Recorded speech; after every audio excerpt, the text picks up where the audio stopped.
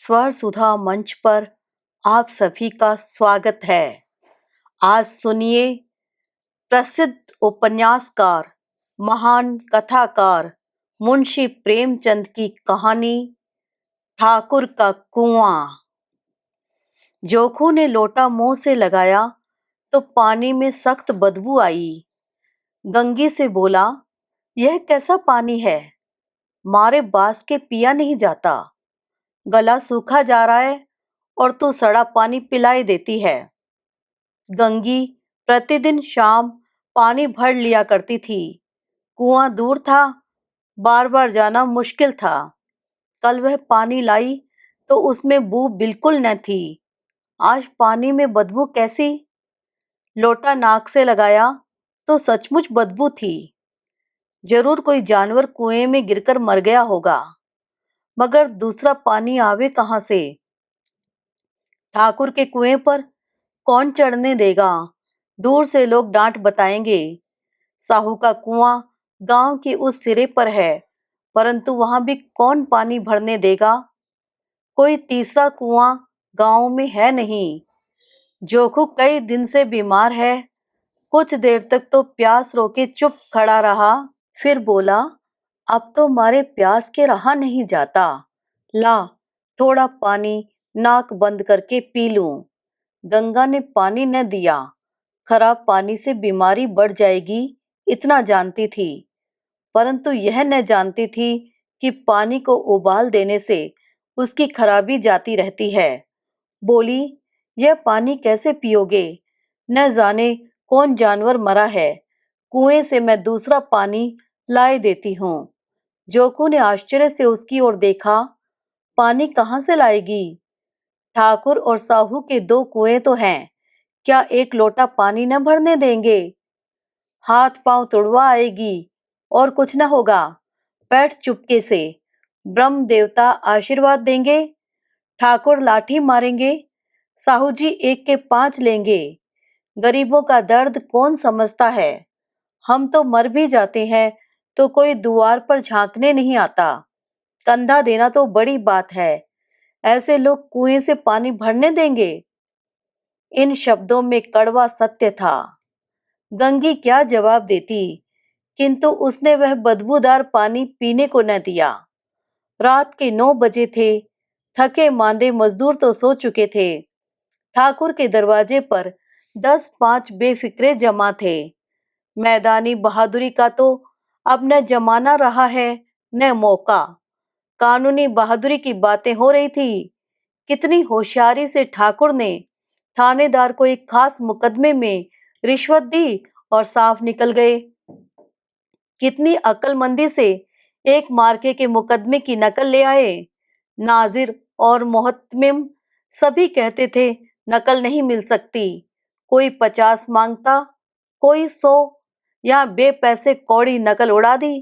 काम करने का ढंग चाहिए। इसी समय गंगी कुएं से पानी लेने पहुंची। कुप्पी की धुंधली रोशनी कुएं पर आ रही थी।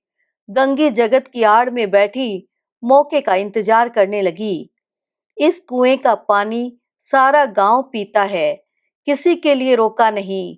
सिर्फ ये बदनसीब नहीं भर सकते।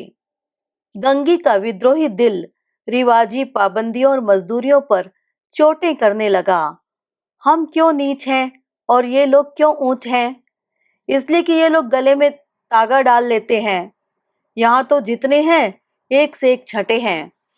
चोरी ये करें, जाल फरेब ये करें, झूठे मुकदमे ये करें। अभी इस ठाकुर ने तो उस दिन बेचारे गडरिये की भेड़ चुरा ली थी और बाद में मारकर खा गया। इन्हीं पंडित के घर में तो 12 मास जुआ होता है। यही साहू जी तो घी में तेल मिलाकर बेचते हैं। काम करा लेते हैं, मजदूरी देते नानी मरती है। किस किस बात में हमसे ऊंचे हैं? हम गली गली चिल्लाते नहीं कि हम ऊंचे हैं, हम ऊंचे। कभी गांव में आ जाती हूँ तो रस भरी आंख से देखने लगते हैं, जैसे सबकी छाती पर सांप लौटने लगता है। परंतु घमंड है कि हम ऊंचे हैं। कुएं पर किसी के आने की आहट हुई। गंगे की छाती धक धक करने लगी। कहीं देख ले तो गजब हो जाए, एक लात भी तो नीचे न पड़े। उसने घड़ा और रस्सी उठा ली और झुक कर चलती हुई एक वृक्ष के अंधेरे साये में जा खड़ी हुई। कब इन लोगों को दया आती है किसी पर। बेचारे महंगू को इतना मारा कि महीनों लहू थूकता रहा, इसीलिए तो उसने बेगाड़ न दी थी। इस पर ये लोग ऊंचे बनते हैं। कुएं पर स्त्रियां पानी भरने आई थी, इनमें बात हो रही थी। खाना खाने चले और हुक्म हुआ कि ताजा पानी भर लाओ, घड़े के लिए पैसे नहीं हैं। हम लोगों को आराम से बैठे देखकर जैसे मर्दों को जलन होती है। हाँ, यह तो न हुआ कि कलसिया उठाकर भर लाते, बस हुक्म चला दिया कि ताजा पानी लाओ, जैसे हम लोंडिया ही तो हैं। लोंडिया नहीं तो और क्या हो तुम, रोटी कपड़ा नहीं पाती, 10-5 रुपए भी छीन झपट कर ले ही लेती हो, और लोंडिया कैसी होती हैं? मत लजाओ दीदी, छिन भर आराम करने को जी तरस कर रह जाता है। इतना काम किसी दूसरे के घर कर देती तो इससे कहीं आराम से रहती। ऊपर से वह एहसान मानता, यहाँ काम करते करते मर जाओ, पर किसी का मुंह ही सीधा नहीं होता।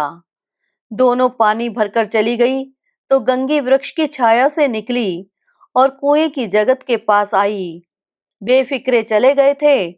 ठाकुर भी दरवाजा बंद कर अंदर आंगन में सोने जा रहे थे। गंगी ने क्षणिक सुख की सांस ली। किसी तरह मैदान तो साफ हुआ। अमृत चुरा लाने के लिए जो राजकुमार किसी जमाने में गया था, वह भी शायद इतनी सावधानी के साथ और समझबूझ कर न गया हो। गंगी दबे पांव कुएं की जगत पर चढ़ी। विजय का ऐसा अनुभव उसे पहले कभी न हुआ था। उसने रस्सी का फंदा घड़े में डाला, दाएं बाएं चौकन्नी दृष्टि से देखा, जैसे कोई सिपाही रात को शत्रु के किले में सुराख कर रहा हो। अगर इस समय वह पकड़ ली गई तो फिर उसके लिए माफी या रियायत की रत्ती भर उम्मीद नहीं। अंत में देवताओं को याद करके उसने कलेजा मजबूत किया और घड़ा कुएं में डाल दिया। घड़े ने पानी में गोता लगाया, बहुत ही आहिस्ता, जरा भी आवाज न हुई। गंगी ने 2-4 हाथ जल्दी जल्दी मारे।